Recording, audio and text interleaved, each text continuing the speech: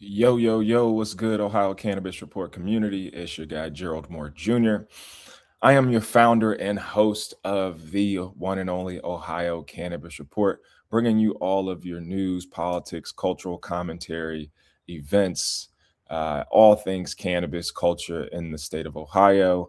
I want to thank you guys for all of the support that we have garnered over the last few years covering the cannabis community and industry as it goes from legacy to an industry, right? From we have medical here in Ohio for the last 6 years. We've had adult use recreational for about the last year and a half, 2 years. So obviously, the industry is still a baby in terms of the landscape that we're currently navigating. But I know there's a lot of people that have been on the legacy market. I know there's a lot of growers, craft growers, and people in through and around the industry that don't necessarily have a voice or a platform because again, we have been demonized, we have been castrated, we have been outcast by society for the last 6+ decades. I mean, as an African American male, they have tried to castrate me, demonize me, our people, my people, for a long time, and they used cannabis and laws and policy over the last 6 decades to really ramp up and exploit and manipulate poor Black and Brown, Hispanic, marginalized African American communities. And so we've seen the war on people, the war on drugs. And in Ohio, we have seen an escalation of policy that is obviously going backwards. It is not progressing, right? And so this is why we have this platform to hopefully share information, news, things that are going on that some people may not know about, but also to continue to build community in a public square where we can have, authentic and dynamic conversations. So please feel free to reach out to us on our social media platforms, whether it's Instagram, Facebook, LinkedIn, Substack, on here on YouTube. Make sure you follow us, subscribe, do all the things, like, comment, share the content that you find, relevant and pertinent to your life and community. And we always enjoy having guests on to share their stories, share their perspective. And it doesn't always have to align with, my viewpoints or perspectives either, because I know obviously cannabis is a very touchy subject for a lot of different people. A lot of people don't like the way it smells, which I get it. It could be a strong scent, odor. Some of us have, stronger senses than others. But again, I get it. Some people don't like to smell, but does that mean we need to get rid of cannabis completely? No, right? I mean, you can have edibles, right? You can have tinctures, you can have topicals. There's so many different derivatives and ways that you can, get cannabis into your body. Smoking it is just the most normalized way. It's the way that most people do it because it's the easiest way, it's the cheapest way to get cannabis really into the body, right? You can just take some flour, grind it, dried flour, grind it up, roll it up in a piece of paper, a leaf, and smoke it, and you get the benefits and the effects of it.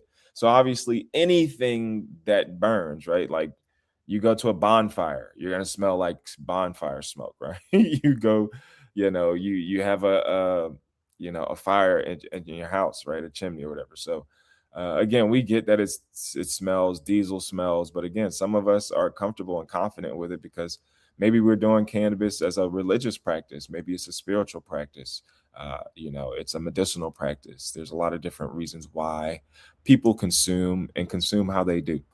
So it's also important that we're mindful of everybody, not just ourselves, because again, we're not just here. And again, I don't condone smoking around children. I don't condone, obviously people go outside to consume. And again, we've talked about these different things, right? We passed issue 2, Senate Bill 56, basically gutted a lot of what we voted for. So again, make sure you guys subscribe to the channel, hit the notification bell so you know when we're live. Also, make sure you send your comments in, even if the video isn't live anymore. Let us know what you think. And just a disclaimer, this is for news and entertainment purposes only. I am not a lawyer. I am not a doctor. I do not work directly or with any cannabis companies. Nothing is for sale on this platform. I am just delivering news, education, information, and resources. So today's live is not going to be too long. I just stumbled across, just doing some internet research as I do on the daily basis, and I stumbled upon True Relief's investor summaries or whatever. So their quarterly earnings for 2026 first quarter. So I figured, hey, let's tap in and show the people actually what's going on over there. We'll stop sharing that because I already pulled it up. I just have to pull up the file.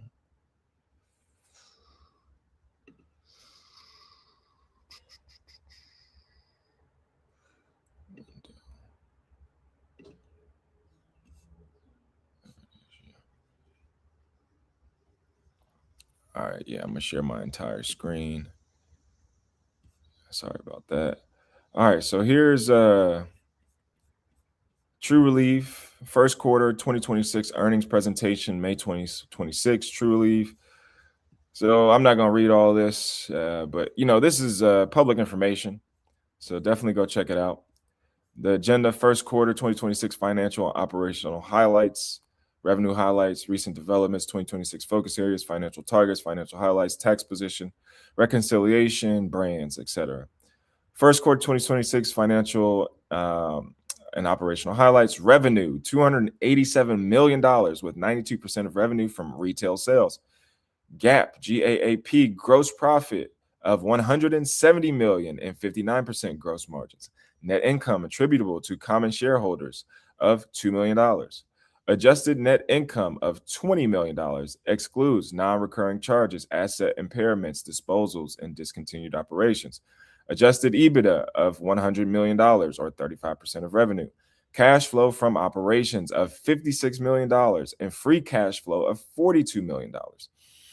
Closed $60 million private placement of senior secured notes due 2030 at 10.5% interest rate. Grew rewards program members to 1 million members as of March 31st, 2026. Opened 3 new dispensaries in D-Land, Fort Myers, and Lake Wells, Florida. Revenue highlights: retail revenue $265 million. Traffic and units sold were comparable to last year. Sold over 12 million branded products. Modern Flower and Roll One accounted for 45%. Customer retention 69% company-wide and 78% medical only in the first quarter. Grew rewards program to 1 million members as of March 31st, 2026. Exited quarter with 30% of retail locations outside of the state of Florida and 86% of dispensaries serving only medical patients. Recent developments: the Trump administration reclassified medical marijuana to Schedule 3 under the Controlled Substances Act, and Attorney General Blanche announced an expedited process to review the classification of marijuana more broadly, with a hearing beginning on June 29th, 2026. Filed applications to register state licensed medical marijuana operations, including 206 retail locations with a drug enforcement agency. Opened 4 dispensaries in Bellevue, Boca Raton, Lutz, and Tallahassee, Florida. Currently operate 240 retail dispensaries and over 4 million square feet of cultivation and processing capacity in the United States. 2026 focus areas: expand access to cannabis, support federal reform, including rescheduling. We want descheduling, safer banking, and uplisting. Support state expansion, including Florida, Georgia, Pennsylvania, and Texas. Why not Ohio? You have a dispensary here. Grow loyal customer base, attract and retain customers, deliver exceptional customer experience, build and reinforce brand loyalty, elevate branded products. And that's what we got for y'all, ladies and gentlemen.